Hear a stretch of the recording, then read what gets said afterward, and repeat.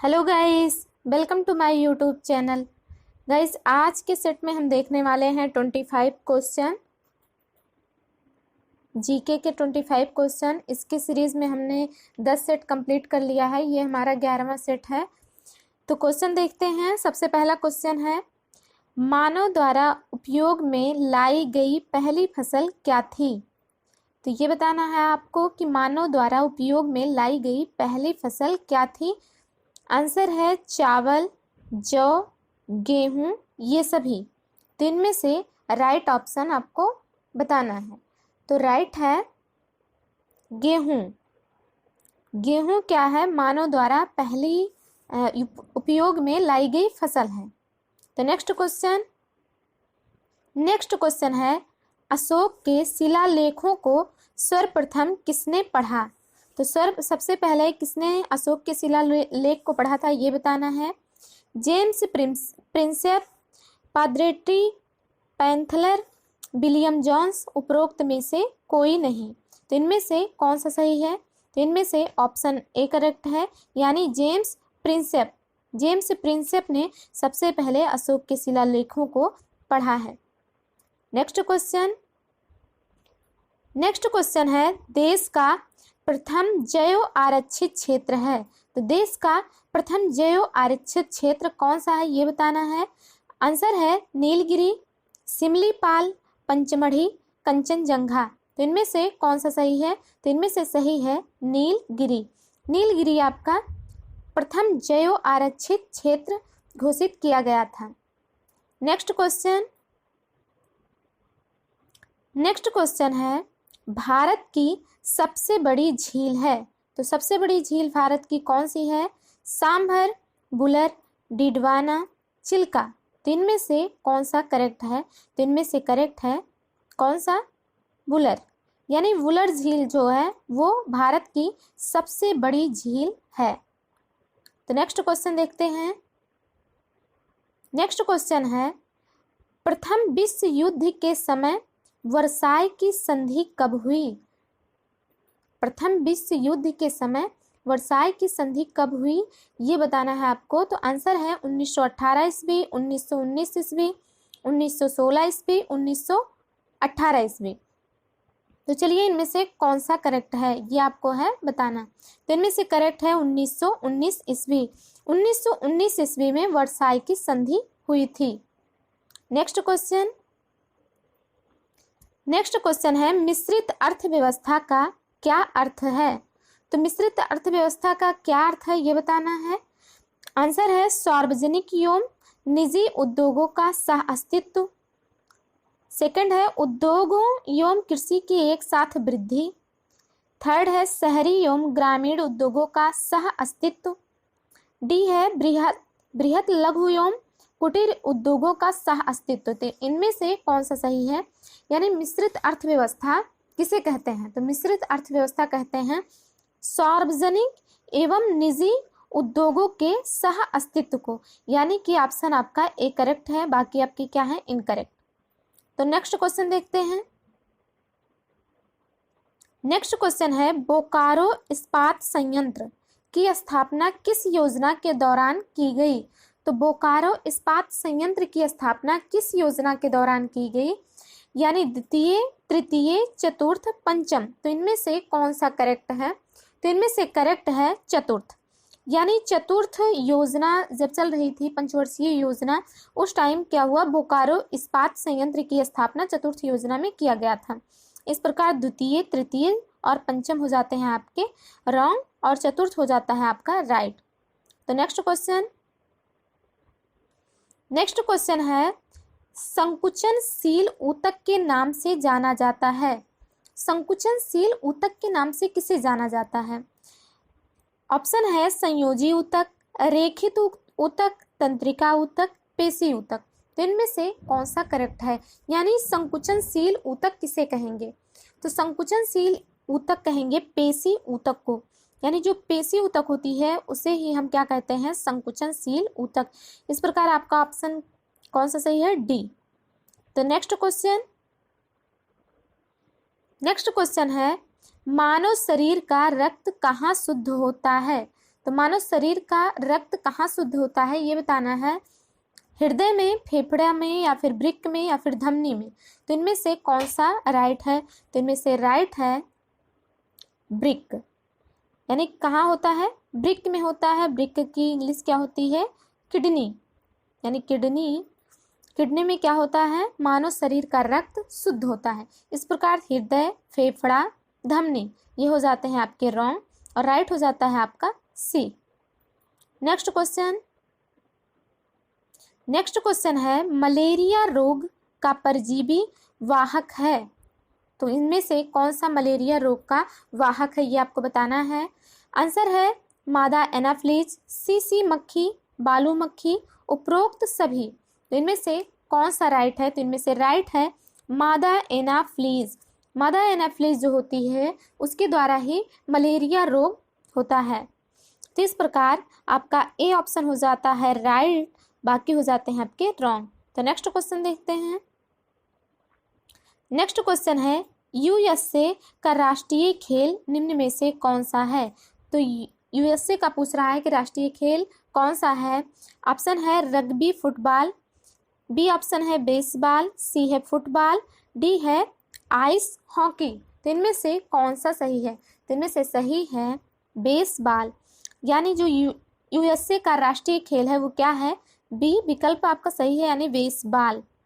इस प्रकार rugby, football, ice hockey आपका हो जाता है रॉन्ग। तो नेक्स्ट क्वेश्चन देखते हैं। नेक्स्ट क्वेश्चन है लक्ष्य है। लक्ष्य मीन्स लक्ष्य क्या है ये आपको बताना है। तो ऑप्शन है भारत का पायलट रहित विमान, ऑप्शन सेकंड है 2 सीटों वाला हल्का विमान, थर्ड है हल्का लड़ाकू विमान, और फोर्थ है उपरोक्त सभी। तो इनमें से कौन सा सही है? तो इनमें से सही है भारत का पायलट रहित विमान। लक्ष्य क्या है? लक्ष्य है भारत का पायलट रहित विमान। तो इस प्रकार बी, सी और डी हो जाते हैं आपके रॉन्ग। तो नेक्स्ट क्वेश्चन देखते हैं। नेक्स्ट क्वेश्चन है छोटा नागपुर पठार की सर्वोच्च चोटी है, यानी सबसे ऊंची चोटी छोटा नागपुर पठार की कौन सी है? तो आंसर है पारसनाथ, महादेव, गुरु शिखर, कैमूर। तो इनमें से कौन सा करेक्ट है? तो इनमें से करेक्ट है पारसनाथ। पारसनाथ जो है वो छोटा नागपुर पठार की सबसे ऊंची चोटी है। इस प्रकार बी, सी, डी हो जाते हैं आपके रॉन्ग। तो नेक्स्ट क्वेश्चन देखते हैं। नेक्स्ट क्वेश्चन है भारत में हिंदी के बाद सर्वाधिक बोली जाने वाली भाषा है। तो सबसे ज़्यादा बोली जाने वाली हिंदी के बाद कौन सी भाषा है? तो ऑप्शन है तमिल, बांग्ला, अंग्रेजी, तेलुगु। इनमें से कौन सा है सही? तो इनमें से आपको बताना है कौन सा ऑप्शन सही है। तो सही है आपका तेलुगु। यानी हिंदी के बाद सबसे ज़्यादा कौन सी भाषा बोली जाती है? तेलुगु। इस प्रकार ऑप्शन कौन सा सही है? डी। तो नेक्स्ट